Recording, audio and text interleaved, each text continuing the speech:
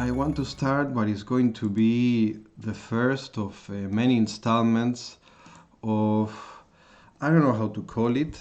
I think it's going to be like a study of the origins of Darkpsy, its development, an analysis of its subgenres, and I think also maybe I could get to the bottom of it and explain you exactly what is on my mind and why am I doing this. So I think psychedelic trance is quite fascinating because I don't see many other styles in electronic music that have so many substyles, basically subgenres. Also to the point that what we consider psychedelic trance goes from full on to psychcore. And to some people it might sound like completely different music, but we all understand it's inside the same space.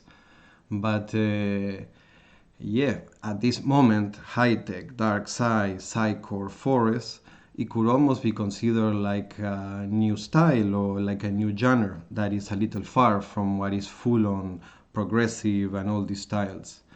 So I want to do the first anthropological study of the dark side as a tribe.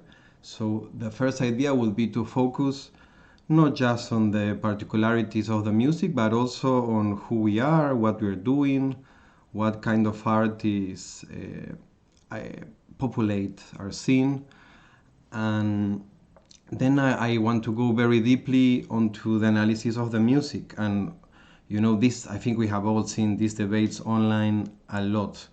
We all know, that we have seen fights about BPM, what is psychedelic, what is not psychedelic. We have seen fights about forest, high-tech, psychcore. We have seen sometimes how one makes fun of the other, how almost they're like separate camps that are enemies, or at least they're trolling each other quite hardcore online. So yeah, let me start to slowly put the pieces together of what is my theory. Today I have something special to show you, and I think it's going to be the starter point of my musical analysis of what is dark side. And then slowly through many interviews, which hopefully I can make them happen, I would like to slowly interview all the founders of the different styles and all the people who have been influencers. And then I want to start to make like a journalistic research of what is dark side, what is the people behind them, what do the artists think, of the style that they're doing, what do people think, and to analyze all this more thoroughly. So yeah, today is going to be the first interview with the Alps core, and I wish I would have started maybe more progressively, because psychcore I would say is one of the most new genres that have been developed. But it doesn't matter, because slowly I will be able to put all the pieces together and somehow be able to write a final article, or maybe find a way to do it in video, like a documentary. I'm still not exactly sure how I want to do it. But alright, so today we are going to start with both of my, let's say that I have like two prongs that I want to follow in this study.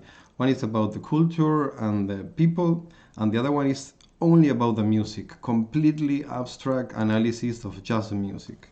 So let me show you guys. I have something quite freaky that I want to explain you, because you're going to see it many times.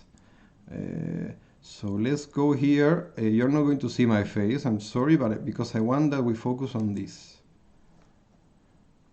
Alright guys, so 1 second, let me set it up. Look guys, this is no other than the Darkpsy Hypercube.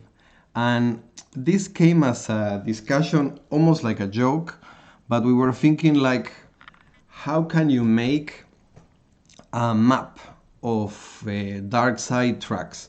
How can you make a map where you could place any track of any subgenre of Darkpsy. So basically in this map, I would be able to place any track that is forest or high-tech or psychcore or Darkpsy. So, I mean, I'm pretty sure that all of us, we are aware of these definitions and these genres, but I'm going to try to very quickly explain some ideas I have so we lay the groundwork of what would be my theory. So, okay guys, let me try to explain you what you're looking at. This is basically a hypercube. So this means it has 3 axes, and you can see that they have been labeled on each side. So the vertical axis, you can see it goes from around 150 BPM to 210 BPM. So this axis would be our BPM. And that range, I would say that, of course there's more extremes, but I would say that is the range where we can find 90% of all the Darkpsy tracks. They go from some sort of range around 150 to 210. Of course, we know that some people do more than 210, and there might be people that still do 148 in forest. But this is the most commonly accepted range for Darkpsy. So, okay, we have that axis, BPM. The next axis is organic to glitchy. So, I was thinking long time how to describe the intensity or the nature of a track. So, for example, now, okay, let's go to the fundamentals of some of the styles. Forest music is very known for being organic music, even the name tells you, because as we all know, it's full of sounds that imitate or replicate nature in a way. So forest music is full of watery sounds, sounds that sound like I don't know, wood cracking in the forest, the animals, the insects, the rustling of the leaves. Every subtle natural element that you can imitate musically goes into forest. So what we can say, if we would like to place forest in this chart, look, let me turn it around. Let's look it like this. So basically, forest is here, guys. Forest is pretty organic and is pretty, so you see guys here in the left and there where it says organic and 150. So in that corner, the bottom left corner, we can place forest because it's organic and it's around 150 BPM. And then we were also thinking, okay, you know, you can find high-tech or psychcore or forest, and sometimes it can be bright or sometimes it can be dark. So what it means is that this thing of dark and bright doesn't even apply anymore to what really is Darkpsy. And this is the most crazy part. For example, Tchaikovsky still to this day is considered Darkpsy or psychcore or high-tech. But if we all listen carefully to Tchaikovsky music, we all know that he's pretty melodic and actually quite bright. So what does it mean? That with this map, we can end all these discussions by saying, you know, some people say, no, this is not psychedelic, this is not Darkpsy, but no, actually it doesn't matter. In this way, with this map, we can basically pinpoint any sort of style. So for example, Tchaikovsky will be interesting because it will be a point that we will need to place a little more high, because why? Tchaikovsky's be a larger BPM, so we know that at least, you know, he will be like in more than 150, and we will know that it's a little more glitchy, it's more full of elements, more full of breaks. So that's why high-tech, for example, the most bright, glitchy and fast style of all, we would put it completely on the other corner, on the corner between where it says glitchy and pop. Pop could be another word for bright, and dark, you know, it's pretty much what we know as very dark music. So here, for example, I'm going to right now place every style here. So 150 BPM, organic, and a little dark, that's most of forest, let's say. But you could still move to the other side of the axis and say, okay, this is also forest, it's also organic, but it's more melodical. So with this thing, I'm going to try to improve it in the next days, But what I want to try to show you is that we are going to analyze these three axes.